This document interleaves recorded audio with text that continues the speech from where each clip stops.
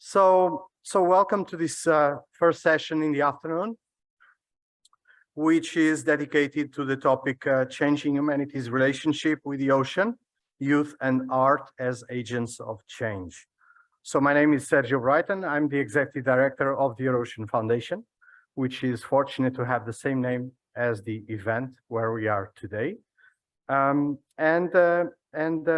you already know the rules of the game. So there is an open chair dynamic. So by all means, those of you that throughout the discussions and the presentations are motivated to ask some questions, please join us. You can sit around on the front line, and then I will prompt you to join the stage when appropriate. So just to provide you a bit of background, this is a very interesting topic. It's a kind of emerging topic in parts of it, some parts not so emerging. There were so far over 110 projects to address the ocean decade-related challenge with the same name, so changing humanity's relationship with the ocean. And there were so far over 170 actions in the different EU missions restore our ocean and waters related to topics such as literacy, outreach, engagement, and mobilization. So there is a lot of work already being done in this broad topic, but not necessarily covering all the areas that this topic entails. And I would highlight the three keywords. One of them is change, the other is youth, and the other one is art. So these are the three keywords that I would select.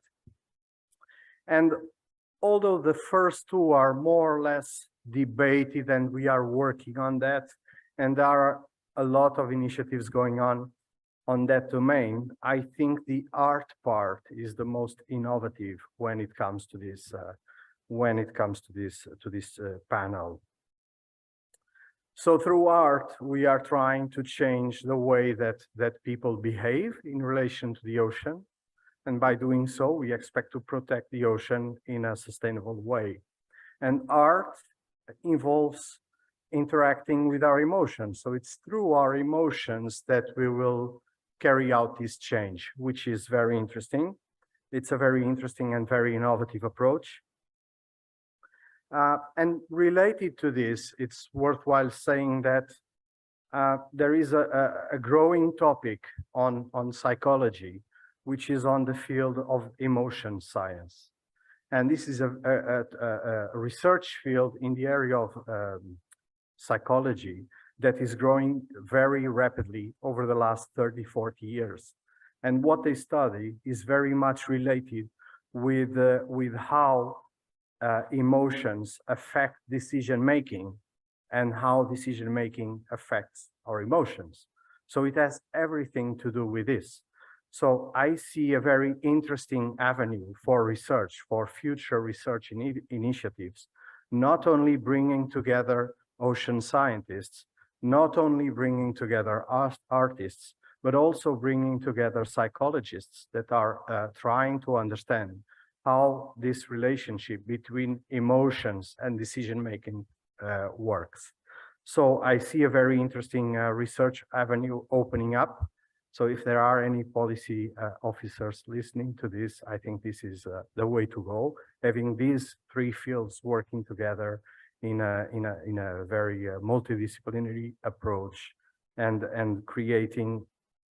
contributing to make the effect that we are trying to produce in society at large. Of course, associated to this is also the very interesting question, which is how do we assess the impact of the change that we are trying to provoke? Is it effective? Is it not effective? Do we need to change something? So there is also kind of semi-quantitative, qualitative aspect of this. So without further ado, I would like to invite our first speaker, which is, sorry, let me look in my sheets. So Ursula Kluvik. So Ursula is a senior lecturer at the English department of the University of Bern, Switzerland. She's a PhD in English literature from the University of Vienna, Austria. And she specialized in environmental and blue humanities and has, of course, written books on the field. So welcome, Ursula. Please go ahead with your presentation. You have the floor.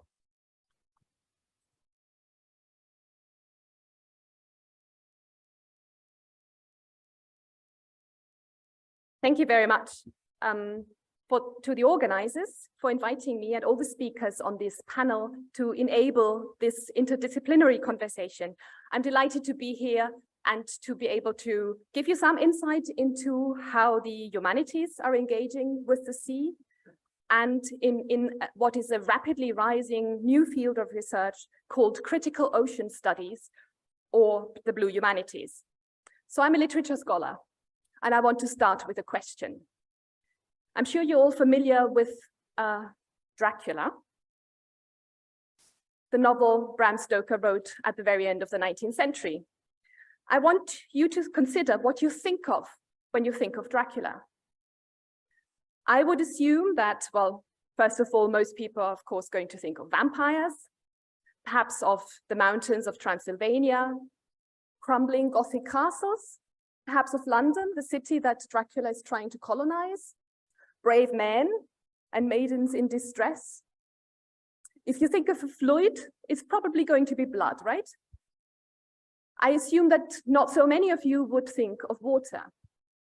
But Dracula is very much a water novel, and this book cover expresses that a bit by placing the castle by the sea. Count Dracula uses water in many different ways in this novel. He uses it as a means of transport. He travels to Britain by the sea, he leaves Britain by boat. There are rules that determine how he can engage with water. He creates a sea fog so that his boat remains hidden on the sea. He himself hides in the fog in order to be able to kill off one sailor after the other. He creates a sea storm so that the by now rudderless boat can be swept into the Bay of Whitby. He bites his first English victim on the coast, and she describes this experience like a drowning. He can also, and so can his companions, transform into different shapes of water.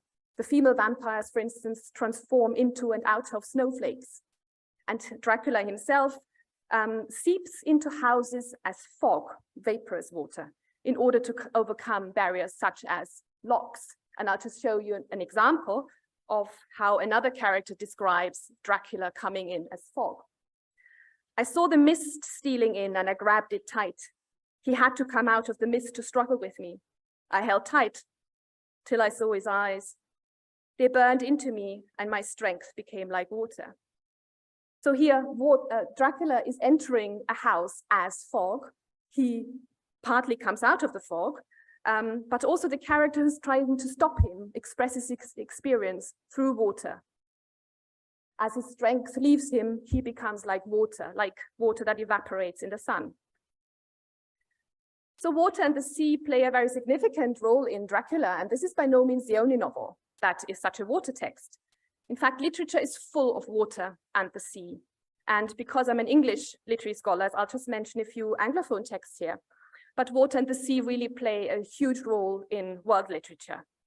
For instance, I'll just mention Shakespeare. You can see here how Shakespeare's plays are full of shipwrecks, sea battles, maritime trade, ships, pirates, drowning, for instance.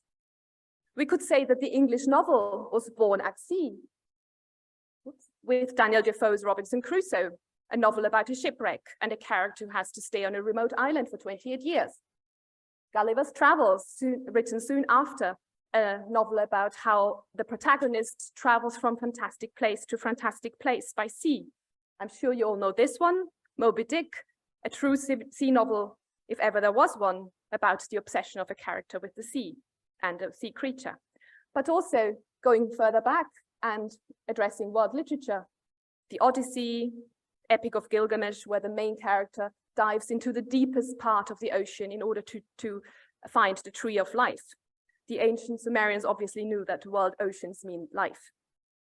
So literature is absolutely steeped in water and the sea. What is surprising is that it has taken literary scholars so long to see this. This is where the blue humanities comes in, as what historian John Gillis has called a belated recognition of the close relationship between modern Western culture and the sea. The blue humanities reacts to the insistent presence of water and the ocean in our cultural imaginary, and to its neglect. In the words of Steve Mentz, who coined the phrase the blue humanities, in the modern West, the ocean is everywhere and nowhere, at once the most meaningful and most overlooked feature of our cultural imagination. And the blue humanities explores what this means. Blue humanities scholars do so by studying the history of the sea, in literature, how the ways in which we know the sea, through what stories, shape our engagements with the world, how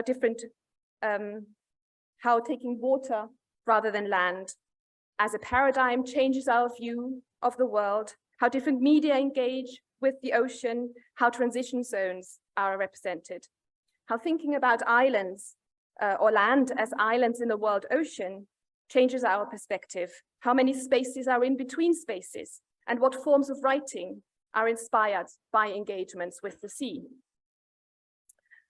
But why should marine scientists, policymakers, etc., be concerned with what blue humanities scholars like I do?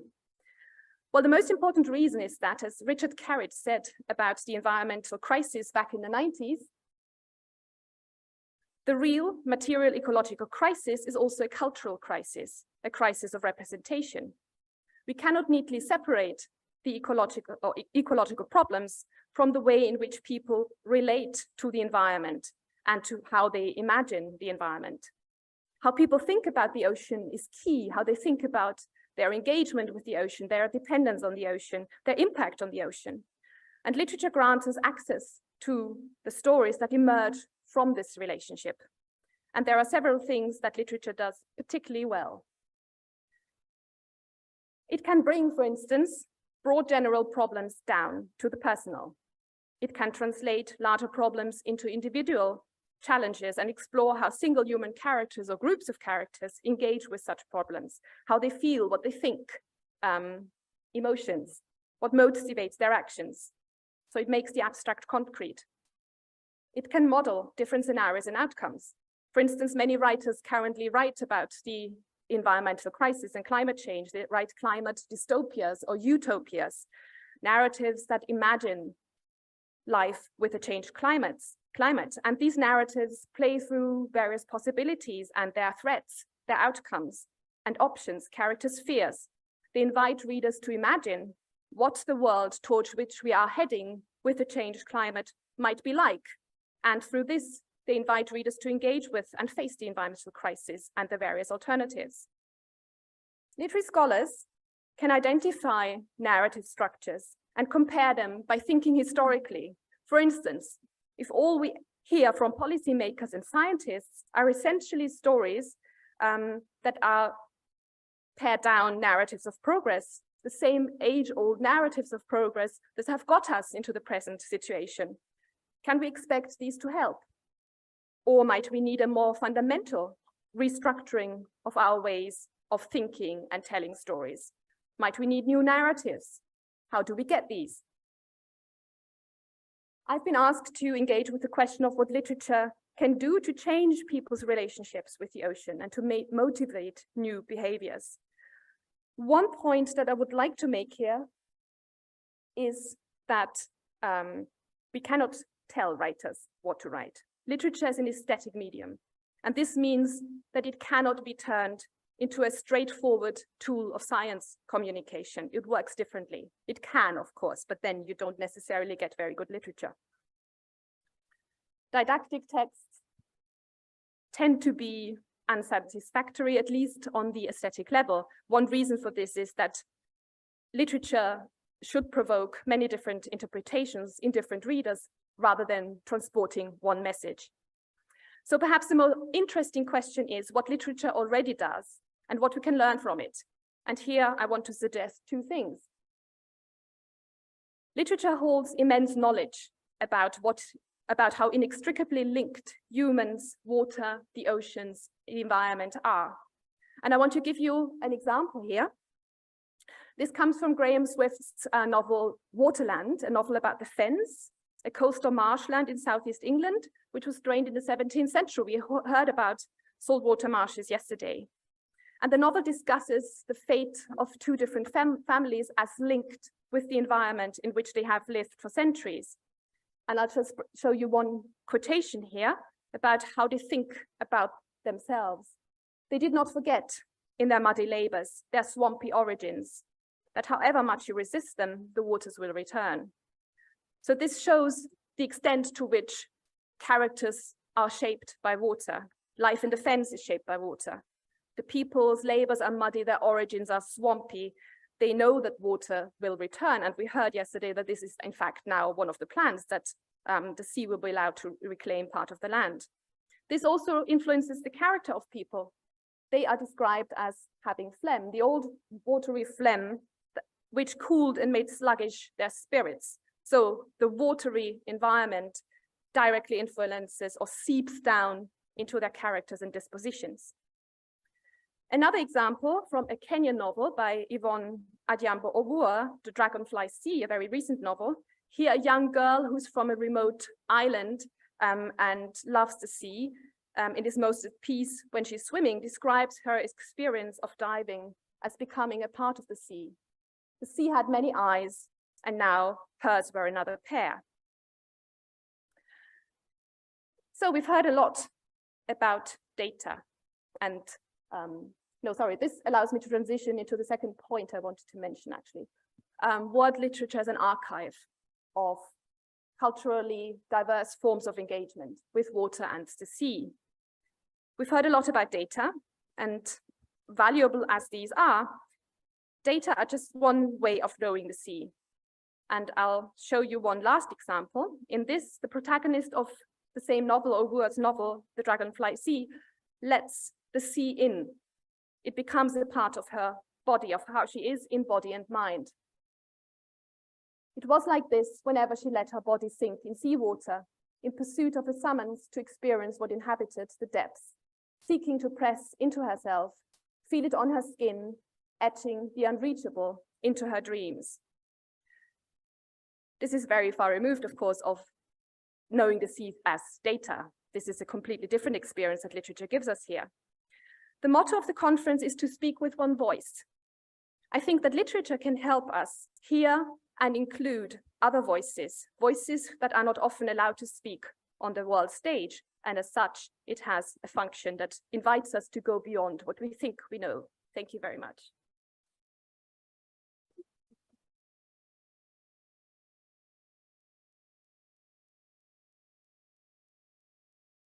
Thank you very much, Ursula, for this fantastic presentation. I guess we cannot unsee this anymore now that we have seen this. We could say literature influencing our relationship with the ocean since what, the 1500s, something like that. So thank you very much for this and for presenting us in more and less evident the relationship between literature and the ocean. I particularly appreciated the book on Dracula. I never realized that. But okay, the other ones are more close to the topic. Thank you for introducing to us the topic of blue humanities. I think there is a lot to discuss about that, very recent one.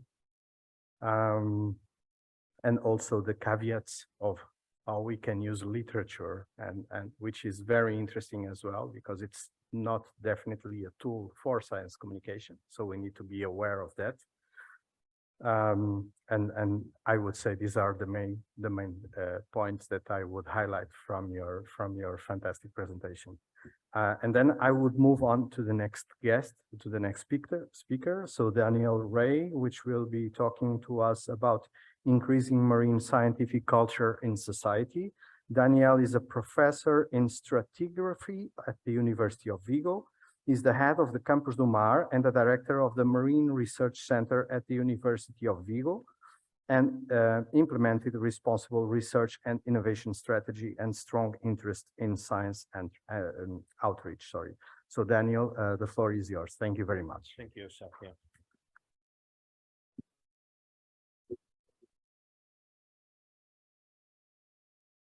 So good afternoon to everyone. I have to say that I am a bit nervous because this is the kind of talk that I never done before. And it has an emotional part of me into it. And I want to show how has been my trip between, or my travel through science and art. So the beauty, okay.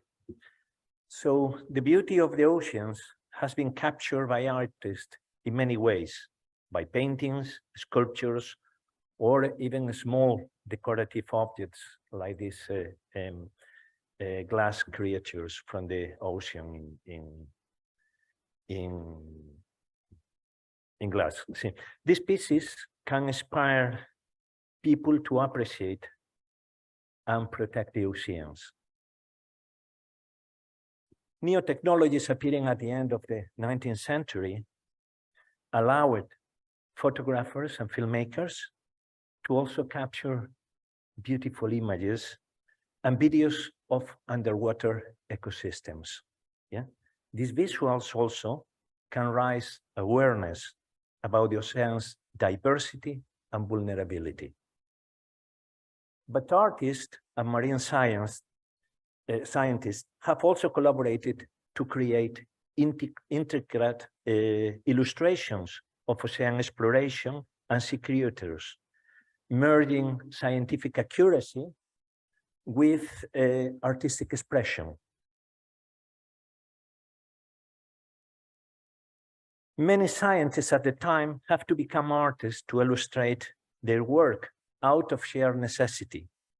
At some point, technological advances made these skills unnecessary, but produce beautiful images that can be appreciated purely on their own beauty.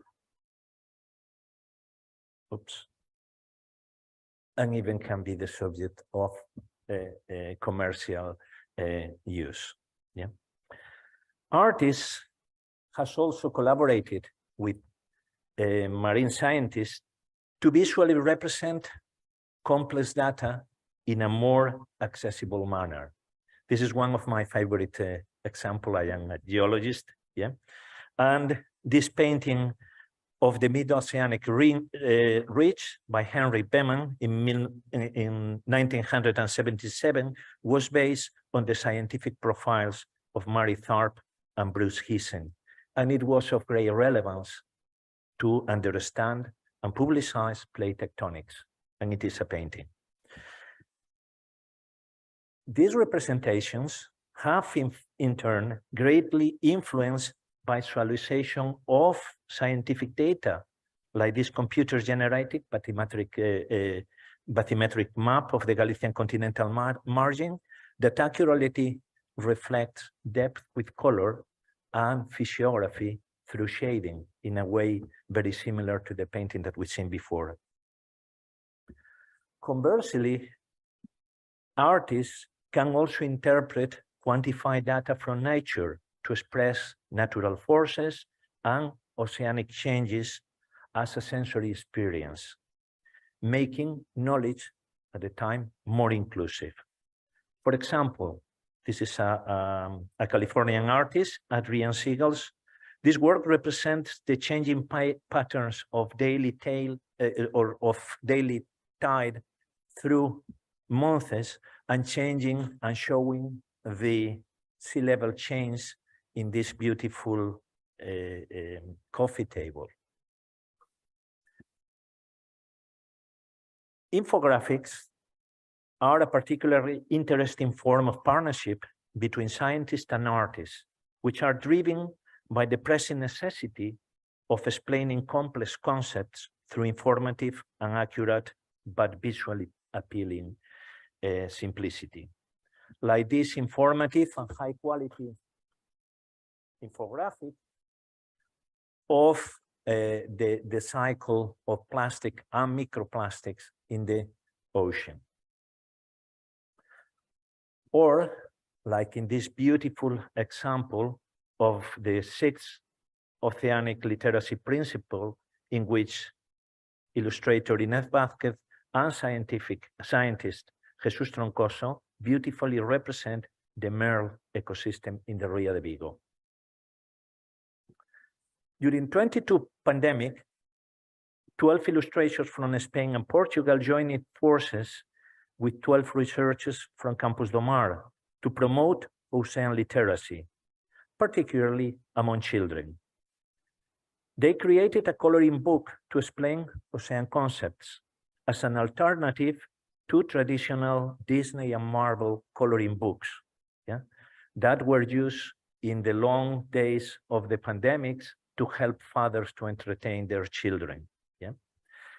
Each page have a QR code linked to the information to an informative talk where parents could learn about the lamina's basic concept and explain there more accurately. There are other forms of collaboration between artists and scientists beyond graphic design. Ocean Challenges Female Scientist in Charge is a 6-episode documentary miniseries. It showcases the research conducted by female scientists around 6 ocean challenges and their personal life struggle to deal with them. It runs parallel to a school challenge in which students must produce a small video themselves on one of those topics. The winners get to spend a few days on the lab with the scientist.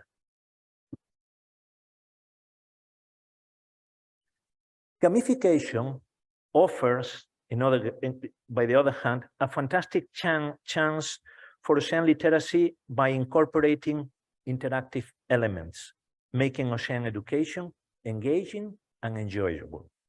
As an example, Mission Azul, an ocean-themed video game designed to teach marine conservation and environment awareness in an entertaining manner.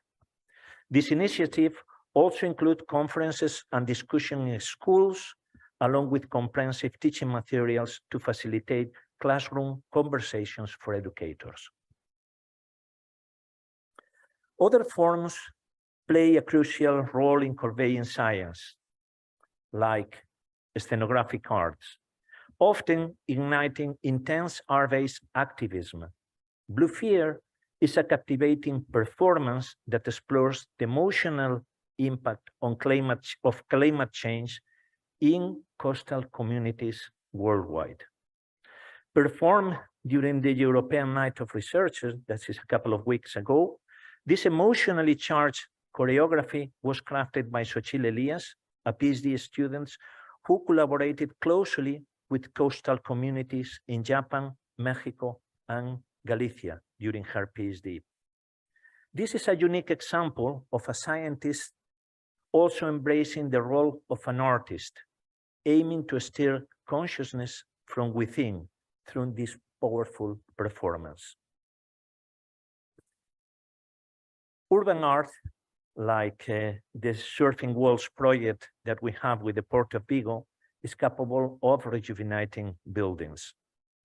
This project, celebrating the June decade of the ocean, unites muralist Delio Rodriguez with theme scientists and the Port of Vigo to show methods and scales of observation in marine science. The wall is being painted as we speak. You can see the works on your way to the city center if you want this afternoon. Still in the first few days, but in a couple of weeks, I think we'll have it completed. Of particular significance also in this kind of connection are the emerging trends in eco-art and cultural diversity on ocean conservation. South African artist Porky Heifer creates large-scale sculptures of endangered animals using recycled materials and indigenous skills to celebrate Africa's rich cultural heritage. The famous crochet coral reef nature culture hybrid created by Margaret and Christine Wertheim links art, science, mathematics, community practice, and climate change with the ocean. At this time, there are 50 community-based satellite reefs worldwide.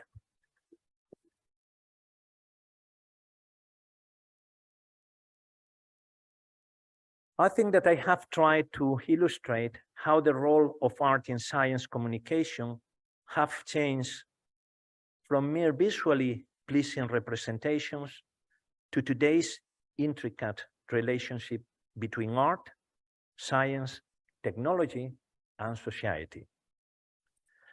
Much of this interplay has taken place over the last 2 decades, with many authors referring that there are a few pivotal events that have profoundly transformed this relationship.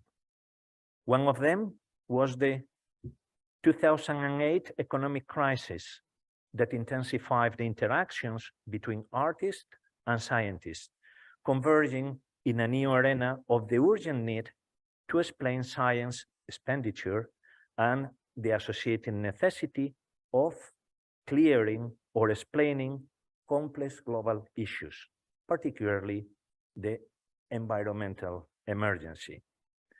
Additionally, it prompted ethical and philosophical exploration of social concerns, such as diversity. Then, in 2020, the global pandemic accelerated the growth of digital media and interdisciplinary collaboration.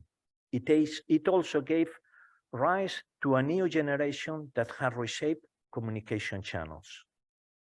By 2022, there is a well-established civic engagement and constructive dialogue between the prioritized culturally sensitive science outreach to enhance inclusivity, equity, and diversity. This is still today a talent, and that include migrant scientists that can bring cultural sensitive science outreach, whilst migrant school children can be taught STEM at the same time as language. Understanding the impact of outreach, our outreach effort is critical to navigate this evolving communication landscape effectively.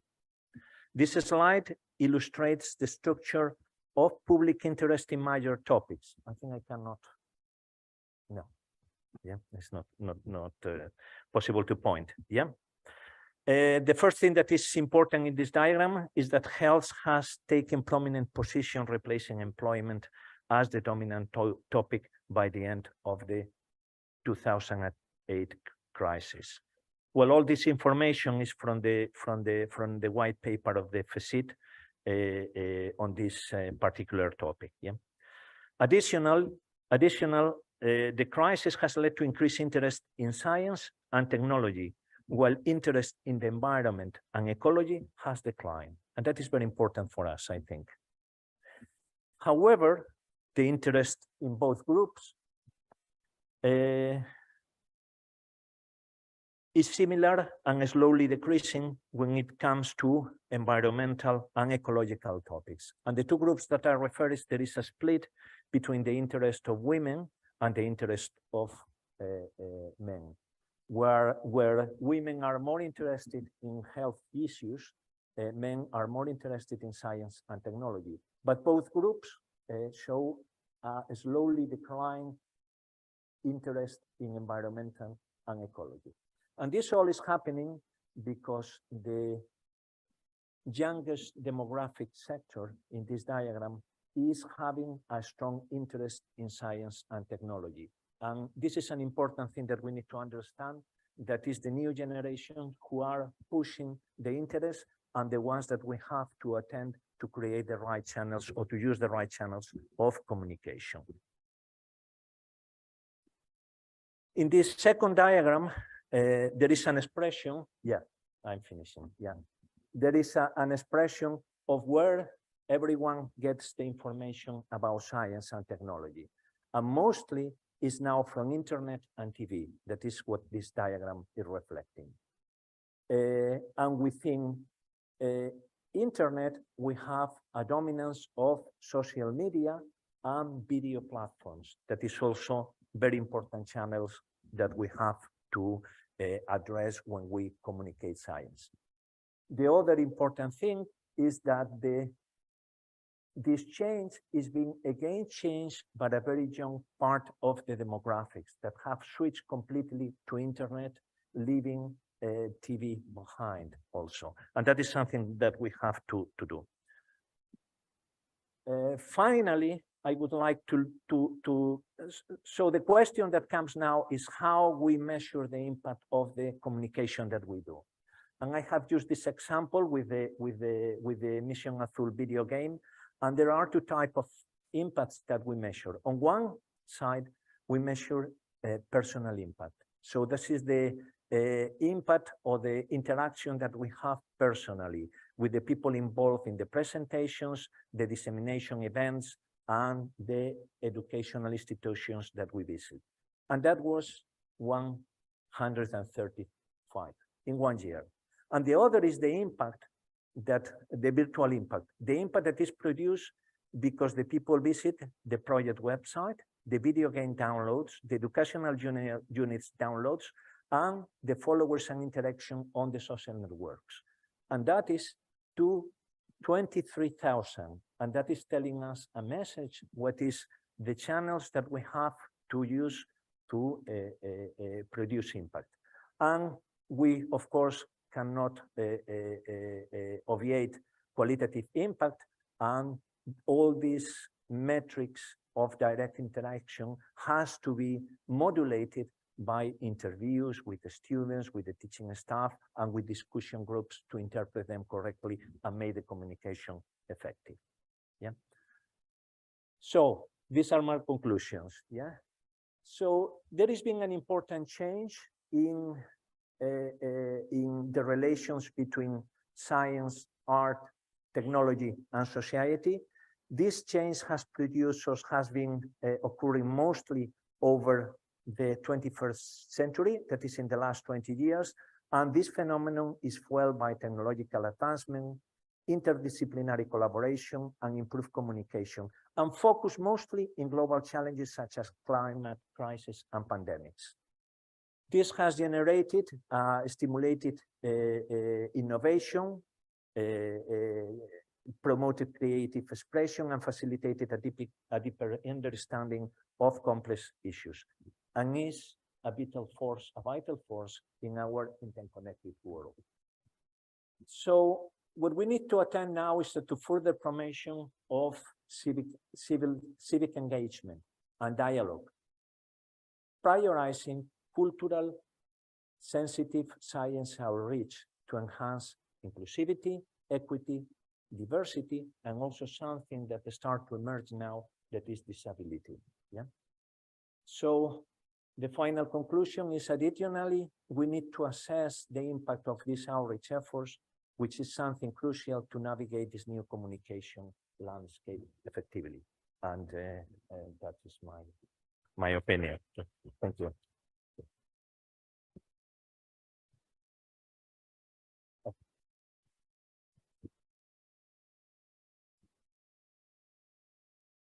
Thank you very much, Daniel, for your excellent presentation. Very comprehensive. I would highlight the different relationships between art and ocean. How has been used over time, since old times, and this made me remember my time at school when we still had books, by the way, and not internet, and we were looking at these books with very innovative and imaginative ways, I would say, to represent, even in 3D in some cases, very complex concepts. I'm thinking about the human body, other biological aspects, animals, etc. So yeah, it was very nice because it made me go back in time and remember that art was already used to help explain and express complex concepts.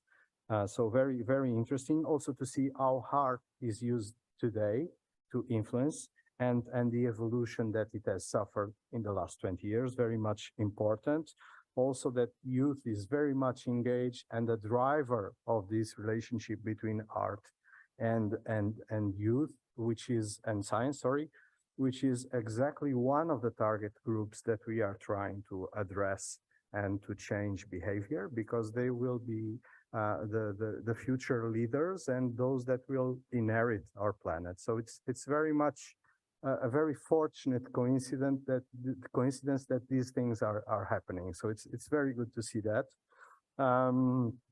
And one aspect that particularly caught my eye, that probably went under the radar, was how art can be used to make knowledge more inclusive.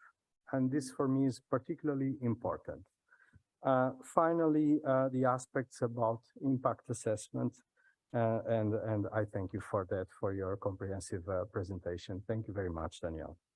So we move on to the next phase of our panel, and I would then invite the panelists, which will be Sonia Levi, please. So Sonia is an artist operating at the confluence of knowledge practices and attempting to interrogate Western expansionist and extraction logics. 2023-24 European Marine Board Artist in Residence, Embracing the Ocean. And her work was screened and exhibited at Centre Pompidou, among others. The next one is Letizia Artioli. So Letizia has a PhD in architecture, is a PhD architecture candidate at IUAV University and Mart Science at KABK. She is a founder of the Venice Climate Change Pavilion and Youth for Ocean Forum member, and she's investigating the relationship between human beings and environmental data as a matter for research and creation. Last but not least, Guillaume Lheureux. So Guillaume has a master's degree in economics, is interested in social justice and democratic innovation. He is a social innovation project officer at the Nausicaa Aquarium and a facilitator of European Commission's Youth for Ocean Forum. So welcome, welcome all. And I would start by remembering that we have an empty chair system, and I'd really be very much pleased that you would come forward, and I'm sure you have plenty of questions to our panelists. So please don't be shy, just join the first row and I will call you. And maybe I would start with a question to Sonia. And the question would be, in your current project, you bring the perspective from below to act as a catalyst for co-creating strategies for the better management. Can you explain how that works and tell us how art can drive change? I don't think they can. No? Yes. Hi. First of all, yes, it works. Okay, great. First of all, thank you, Sergio. Thank you, everyone, for being here, and thank you, the EMB, for inviting me to present my work. And I had actually prepared a little presentation to perhaps describe what that means, rather than, yeah, with a little example as well.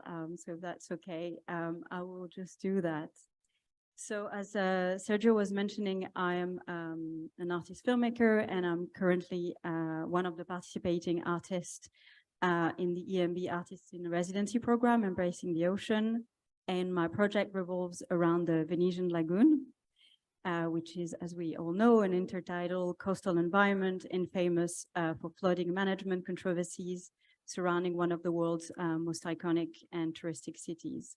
So in my film project, which is currently being shown at Museo Thyssen in Madrid until January, I explore a perspective from below the waterline in the Venetian Lagoon. So I borrow the concept of from below, from history from below, which is a form of historiography that focuses on ordinary and often marginalized people rather than those who hold power. So I attempted to expand this approach to shift perspective to the understanding of who makes history, and to include more than human worlds as I encountered Venice from its world below the waves. So this methodology shaped my encounters with the lagoon, providing a framework to uncover other stories and explore alternative narratives as a response to Venice as a place dominated by grand histories of venture for world domination via often trade and wars. So furthermore, despite widespread awareness and countless solutions proposed for the challenges facing Venice and its lagoon, a significant point seemed to be the lack of a coordinated baseline for monitoring the lagoon and the pervasive impact of corruption. So these factors seems to me to have contributed to the difficulty in comprehending ongoing issues.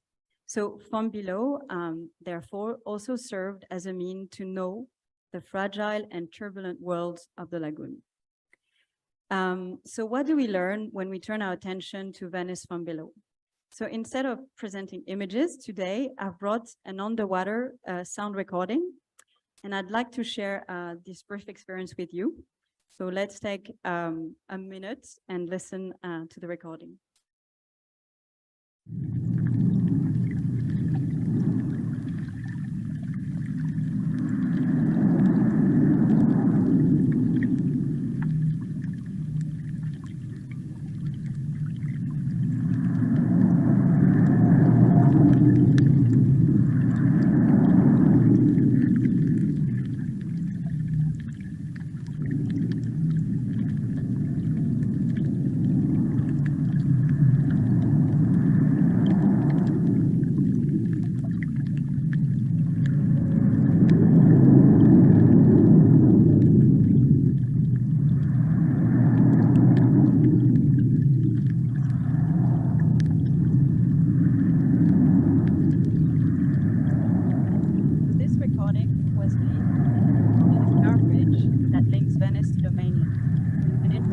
Constructed in the 30s during perhaps a lesser told part of Venice history, industrialization. The bridge symbolizes modernist yearnings for immense land and It was part of a program that profoundly reshaped the lagoon lifeways, including the reconfiguration of social class divisions between the island city and the mainland, as exposed by anthropologist Clara Zanardi. In addition to the low rumble of traffic that we heard, I hope you could hear it, but we can hear, because maybe the sound was not loud enough, but we are back here, but you can hear various crackling noises of oysters engaged in filter. Indeed, below this bridge lies a reef of Pacific coast in the 1960s to enhance industrial shellfish cultivation. These oysters have created arches.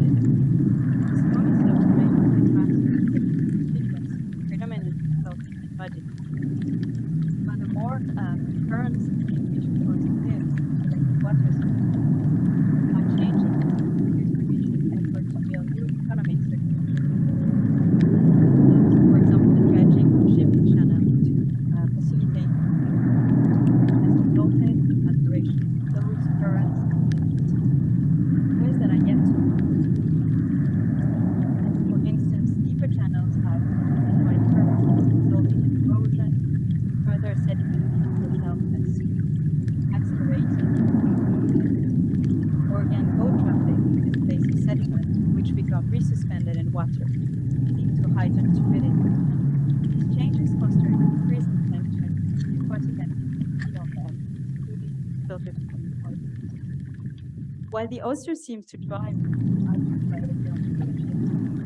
there are emerging states that combine rising temperatures and anoxic conditions during summer months may further impact water circulation. Another example of feedback. So listening to the submerged spaces of the lagoon has unveiled the turbulent apartment environment where humans are This alternative perspective offers more humans revealing the complex interconnectedness of ecological worlds. By following how industrialization, ecology, and much start paying attention to profound relationality.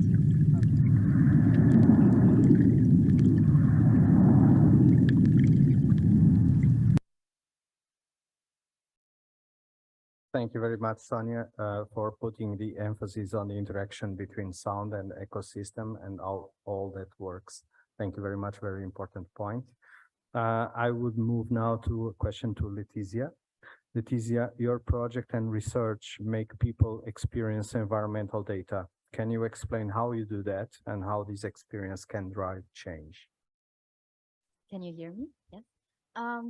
So I think I will start by showing instead of talking. So I think I would like to start from what we are used and how we are used to see data. So can you see from the stripe below, for example, something that is an invisible yet very present in all our daily life indicator, which is air pollution.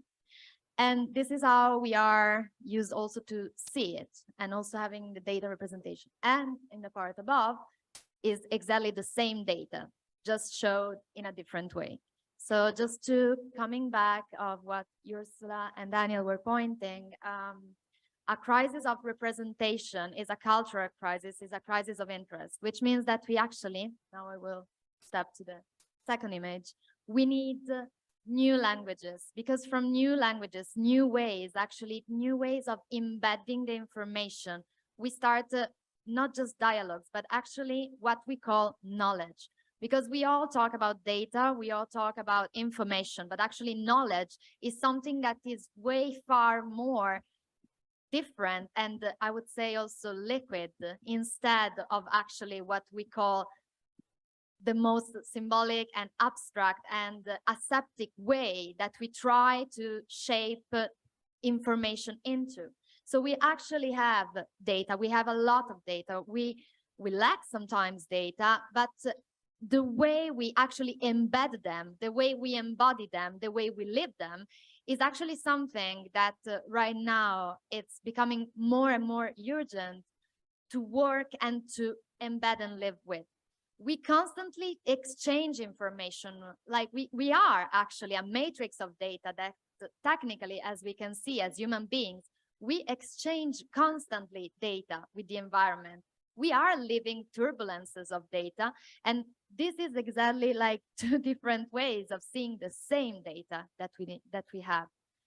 I would like just saying that it is very important maybe to rethink of the connection that we have. Like to rethink a connection means also that you change the orders of the factors. So when you think of change and to have agents of change, then it also means that maybe from spectators we become actors. So if you give to the people actually the agency to be their own turbulence, to get to know what is exactly their influence in the space, to also to give voice to what we cannot hear, then the agents of change becomes actors and not spectators anymore.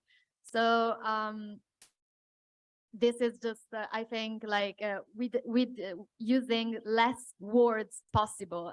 As you see, words are very powerful, but when we empty them of their significance, then we start to see the urgency actually of new languages. And for new languages, we need new representation, new ways of communication.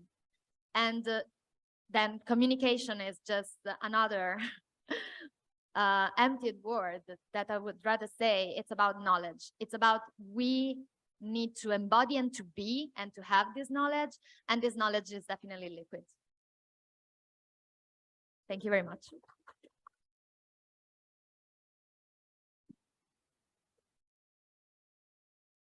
Thank you, Letizia. Thank you very much.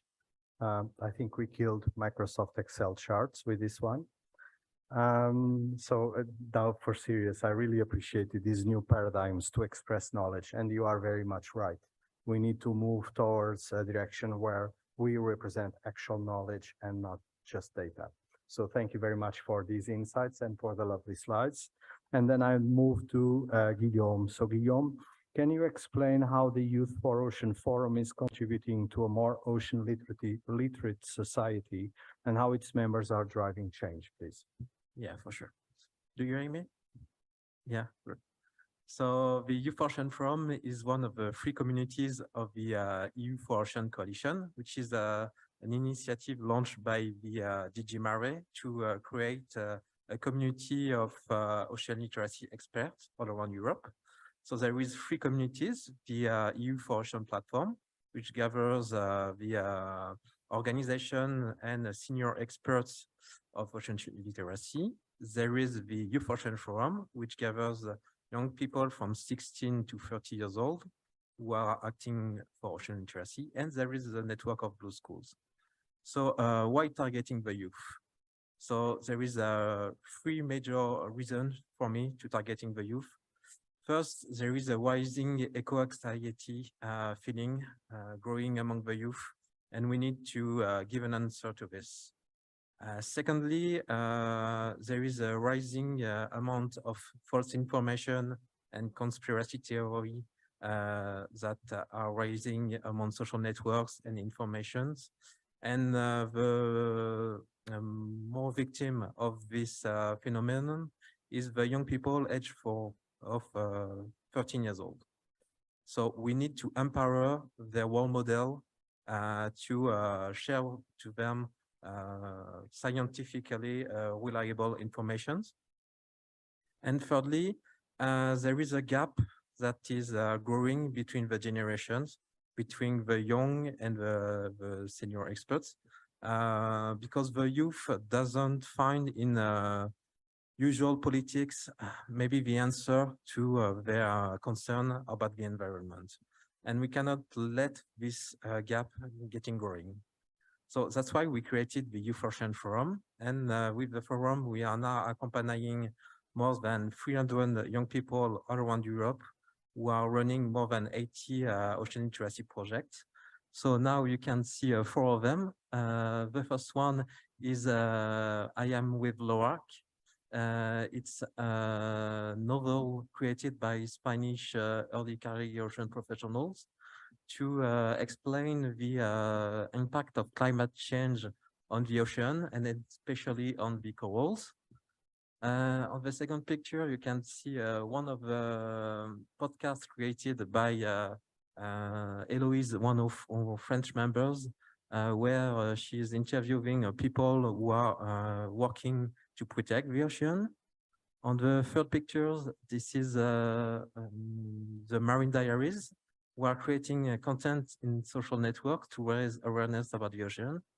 And on the fourth pictures, you can see the girls from Enquête de Vague, who make a video report of travels they made by bike when they were 16 years old, where they are interviewing people who are protecting the sea. So this is four of projects, but we have many more. And what we do in the Youth Ocean Forum to help them. So we help to make them project grow. We help them to put the light on their project. We help them to get the credibility they deserve. So it can help them to find new partners, local partners, because they have the legitimacy of being recognized by the European Commission. And also we give them the opportunity to talk for the generations. So this happens during international conferences where we try to make them speak for their generation. And what we have seen during this kind of presentation is the different impact the youth can have in such conferences. Because the size of their project is a more human size, a more personal way of doing projects, this let the emotion comes to the room. This bring back the human in the room of such conferences. And it have a really huge impact. So this is how we see as we saw that we had a role to play, how we can be an agent of changes. So that's why we have created a new methodology of workshop during these international conferences to bring back the human side back in the conferences. So we have created a methodology where we invite experts, young and senior experts on an equal level to share their stories, their inspiring stories about the oceans. And then we break the barrier between the speakers of the room and the audience by making them working together in small groups on a question related to the oceans, inspired by the presentation made before. And then we're finishing the session by speed dating networking, so people can continue to work together after the sessions. So these sessions have happened 4 times, and in the UN Ocean Conference 2025, we have a huge success with a room full and more than 120,000 people online. So we decided to go further with next year the launch of a global youth consultation in preparation of the UN Ocean Conference 2025 in Nice. So we would like with this conference to map the concern of the youth about the ocean, but also the solutions to this concern that they would like to highlight and create together a new innovative tool about ocean literacy to help everyone to act for the ocean. So if you're interested to take part to this initiative, don't hesitate to come to talk to me after the session.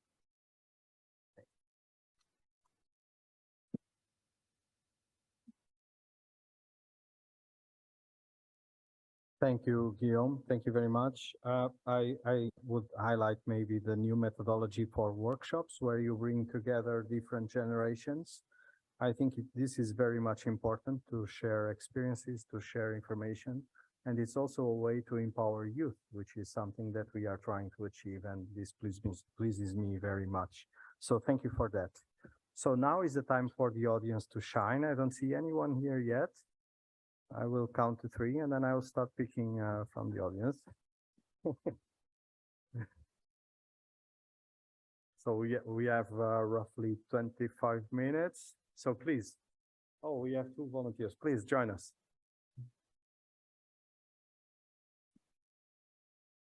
Those that are willing to interact with the well, maybe I invite you right away and the lady can stay there. And we, as you can see, we have many more chairs for all of you. So please don't be shy. Hello, everyone. Thank you. And, present us our views and throw some questions. Hello, everyone. I'm Giorgio Vingiani, Italian project manager of IIM-CSIC Research Infrastructure, but I'm here as a local actor and playwright. I really thank you for this interesting panel that gives us new insights on how art and science can collaborate. So I have a question a bit, because Ursula, you say something really inspiring, that art is not a tool, it's an aesthetic medium. Now, let's see, this is true, but at the same time, it's true that art can create engagement through feelings and emotions, and this, in shaping the public engagement through ocean literacy, it's faster and stronger than any scientific paper or brief. And I mean, when art is encapsulated to give a unique and unilateral message, even if it's the most powerful and right one, it risks that its impact could be short-lived, and you need to revamp that over and over with similar activities. So science can use art to reach effectively public, but art don't really like to be used. So how can we create a better cooperation between art? How can we work shoulder to shoulder with the artist while not influencing that with the truth and with our data. Thank you. Thank you very much. This is a really fascinating question. I think one way is to just adjust our expectations of art. So yes, art is a powerful mode of communication, can be used as a powerful tool, but you cannot expect, or well, you can, but it would limit the influence of art if you just expected it to do one thing. I think once you let art onto the stage, you need to accept that it can do many things and not necessarily what you want it to do, and really accept the proliferation of meanings that, and use that, I think, powerfully in enabling new conversations that you might not have anticipated. So I think to some extent, art can work as an instigator in a system that allows you to come up with non-anticipated knowledge or effects. Is there any other? Sonia, please. Yes, I just wanted to add something also about perhaps thinking about the multiplication of knowledge rather than thinking about through one medium, but how different knowledge can come together and how artistic art is a form of knowledge. So perhaps it's more about braiding those different ways of looking at the world rather than reinforcing one. And I also think that art is really good at perhaps bringing question and steering up established paradigms.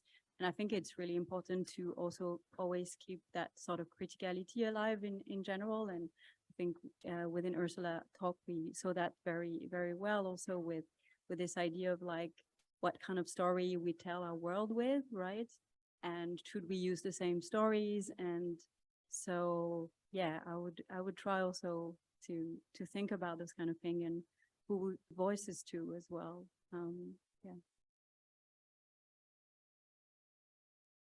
I think that also when you talk about art science, like that they are shouldering each other, it's more rather than they have a constant exchange, like it's actually immediate. So you don't have to think about like some knowledge that goes from one to the other or then gets translated. It's exactly something that, yeah, it flows, and it is in a kind of way amorphous yet defined. So you open up possibility of interpretation, but for example, science, when it really flows into art, it gives it consistency. It means that it becomes also that through a subjective all variety of different mediums and opening up perception, you actually have yeah, a background of the most objective knowledge possible that actually wants to be transmitted and also re-elaborated in order also in a way to find maybe some solutions and perspective that doesn't come from the compartmentalization of the knowledge from where we come from. So I think it's more that it's actually the connection between the two, that it's itself something in the between. Yeah, and before you leave, George, maybe I can add another question. Don't go so quickly because I only have another one. So, but I'd like to make to ask a question, which is, so we have seen different types of art here. We have seen actual works of art, like those books that you have shown, Ursula, but we have also seen resorting to artistic ways of expressing knowledge. And I think these are two very different ways of using art. And whereas one, I'm referring to the books and, sorry about that. Whereas one, which are the works of art, of course, or films, we are not willing to repeat them ad nausea because they will lose effect. The others, on the other hand, we are very much willing to reuse them if they are actually effective, like the can I call them charts that we have seen. So I even miss a word for that. Maybe Ursula can help with that. So so I think what you have said, which is right, nevertheless, as to different interpretations. Would you like any of you to comment on this? Yes, I think that there is something that is very important in this connection, that are emotions. And emotions and intelligent emotion is something that we have to appeal to when we want to transmit an idea. There are pictures, like some of the ones that I projected, and many other examples that you can think of something that have provoked an emotion in you, and you have experienced and explored that work or art for decades, because you find the pigments that were used for the painting, you found the context in which the picture was painted, and that is with visual art, without having any ulterior development. But now technology and interaction between artists and scientists is much greater. There are many things involved, and one of the things is they are interested in some of the technological advances of the way that we use, that they can use to produce after works, and we are interested in the result, and they also influence us in the way that where we present data, as Leticia have done. So this continuous interaction between artists, scientists, technology, and now the integration of society, which is very important, all the ethical questions that we have to ask ourselves all the time and to interpel to other people, that is also very fundamental, because there is a way through science and through art that have ethical and moral, political implications that are very serious in the way in which we deliver the information, even, yeah? What that information is being used for, and how it can be twisted to promote a certain idea or be used. There is not something like a true and unique interpretation of a data or a work of art, but we can agree on some ethical fundamental principles that can facilitate a more justice society. That is something that we have an aspiration for, and that is something that is within the spirit, I think, that every researcher and every artist, and that interest to pursuing emotion and that kind of intellectual conception of the world is something that is very fundamental in this connection. It's not such a representing a particular data, but something like representing an idea of something in which both art and science has contributed to. I think Thank you, Daniel. I see Ursula is willing to jump on this. Ursula?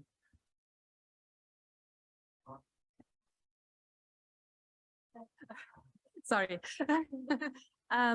Yes, I think I would just underline that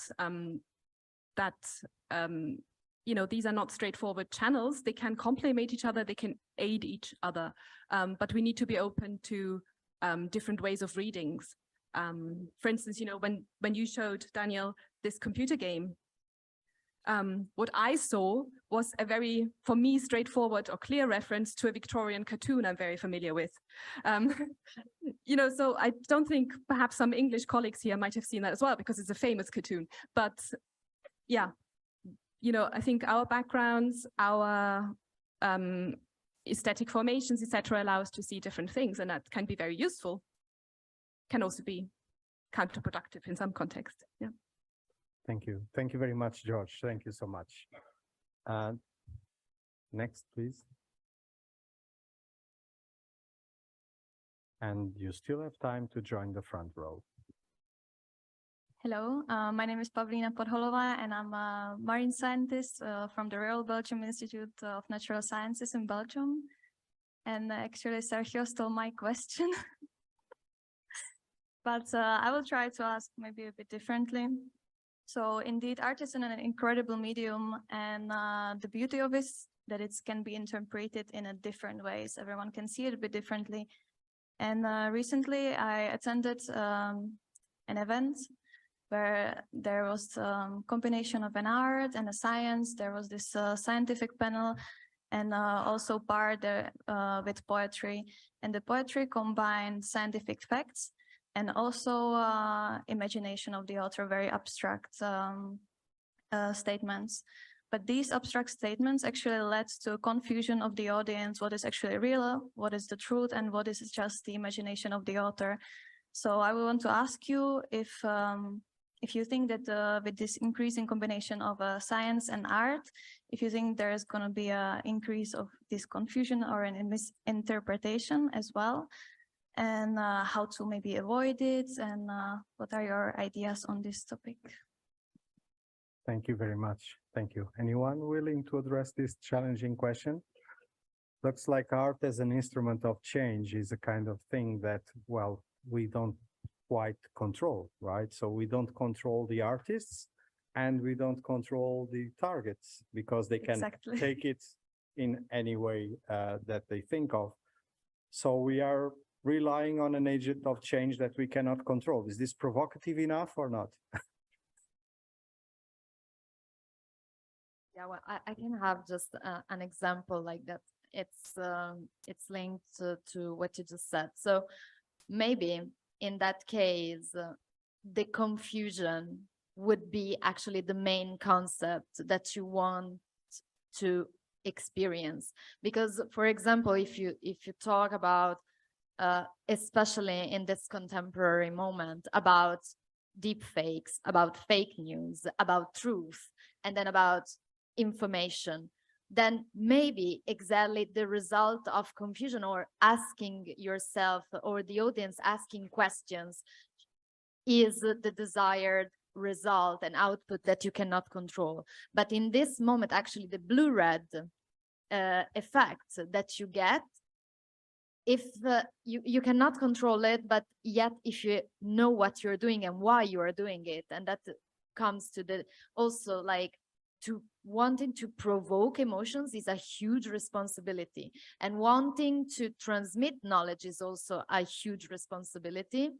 So whether it comes to awareness, also when you have the aim of this transmission, maybe specifically linked to the confusion in the contemporary, when we have an access to so many information without a guide, then maybe this is exactly where we should be tackling it.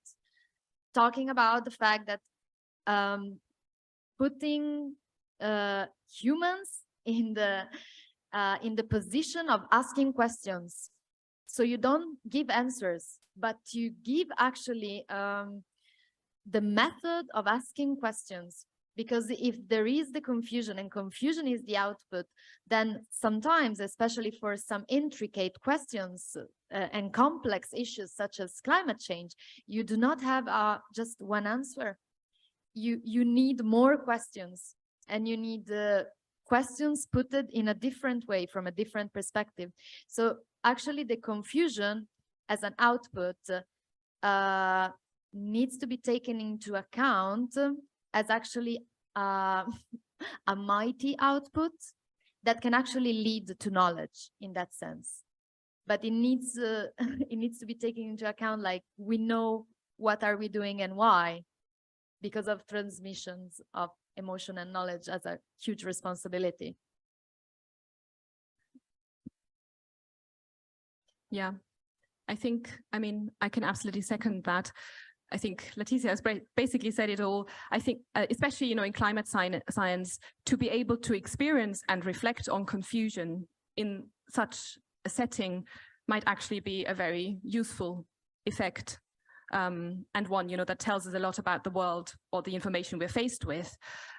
Also, I think it would be, again, another caveat perhaps, that art, or even, something that might seem as innocuous as just pictures that might support what you think you're trying to say, should not be used naively, but the framing is very important when you use art, that you really need to make sure you get this right, and that you use pictures, for instance, in an informed way, so that you know what you're doing. Because, you have, Sergio, you have said that a few times, the emotion that can be tapped into through images, verbal images and visual images, is enormous, and we need to be aware of that. Thank you for that. We still have some room. Thank you very much for your tough question. Is there anyone else willing to join the empty chair? Otherwise, I will start asking wild card questions, and these guys, they will start sweating. So no one else? Okay, so now it's going to be fun. So I'm out of questions, so now. So what you have been saying is very much interesting, but this implies that if we use R to ask questions instead of providing direct answers, this means that the audience will need to have critical thinking, right?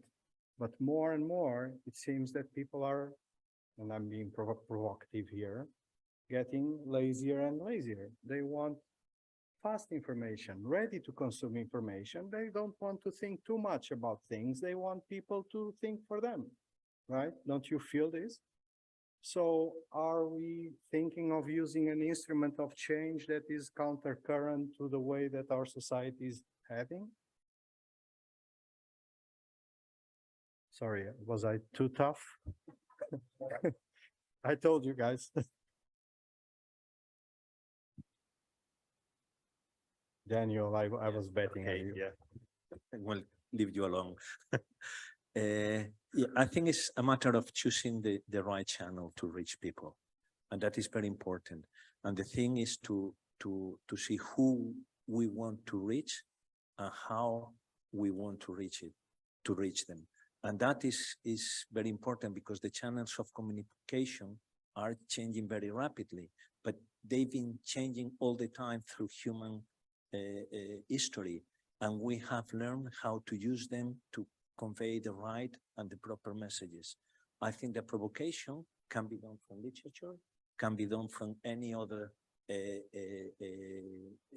expression, artistic way of expression, and consequently, the answer and the critical thinking is something fundamental. So we come back to something that was said here in the other panel that we are forgetting. I put many images of how we work with high schools, but education is some fundamental things that many times we miss. And if we do not develop a rich enough cultural background of critical thinking and basic truthful information, we will never be able to convey any message because we are speaking in a language that can be read in any other way different from what we try to say. And that is, I think that is important. I don't know if that, but education again is something very important. Thank you very much, Danielle. That's it, absolutely. Please, Sonia. Yeah, maybe I would turn around your question, which is more actually is the work is, or at least I wish with the work to create a form of critical thinking that maybe not necessarily is existing prior to watching the work. So yeah. Thank you, Sonia. Leticia, would you like to share something? Well, yeah, maybe I will just follow the wave of provocativeness. Like, why wouldn't we be provocative in these urgent times? I think it's quite important. Maybe it's exactly this. Isn't it necessary and urgent to think as people, not as consumers? Like, but bringing them back of the layering that before being like a consumer, you are a citizen. So you have responsibility and you have rights, and then you are a human being, and then you are a being. So you breathe, why you breathe, how you breathe. Like, I think I will directly tackle this through that, to not treat people as consumers, but people are people.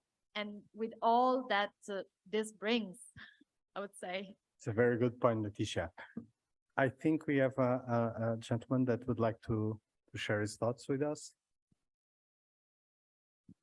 Well, I am Jose Pintado from the Institute of Marine Research here in Vigo. I am the Deputy Director for engagement with society, so I am concerned. And well, most of the things I was going to talk about, they were already said. So I will say that science and art are two ways of knowledge, of access to knowledge.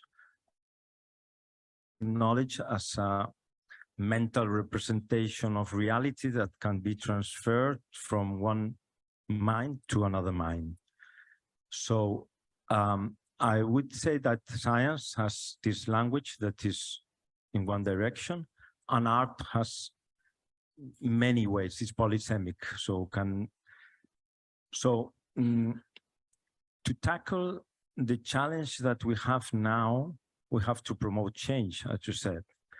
And it's not just using art to communicate science, it's to go together to promote change, to generate knowledge from both sides.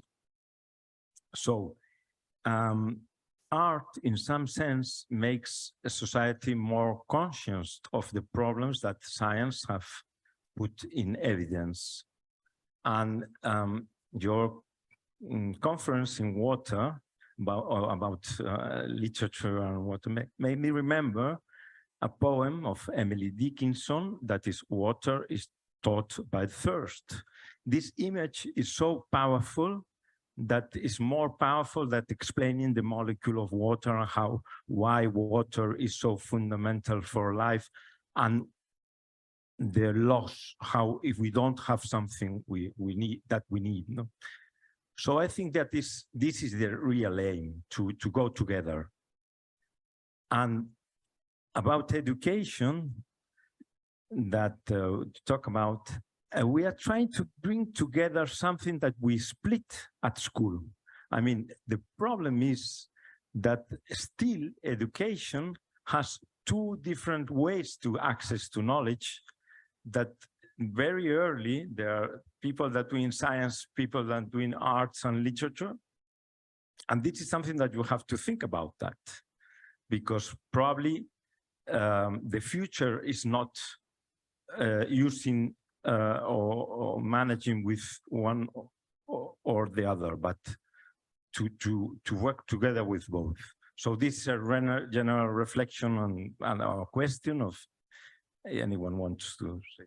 And it's a great reflection to end the panel because we are just on time. Thank you very much. I retain the main message of your intervention, which was art and science need to go hand in hand. So I would end the panel with this. Thank you very much to all the panelists. I was really, really pleased by and honored by chairing this panel. And I was really even a bit emotional about some things that I've seen here and that made me go back in time. So thank you very much for your presence here. I hope they had more or less the same impact in the audience. And thank you for the Marine Board for organizing this fantastic conference with the rest of the partners and of course all the partners in Vigo. Thank you very much.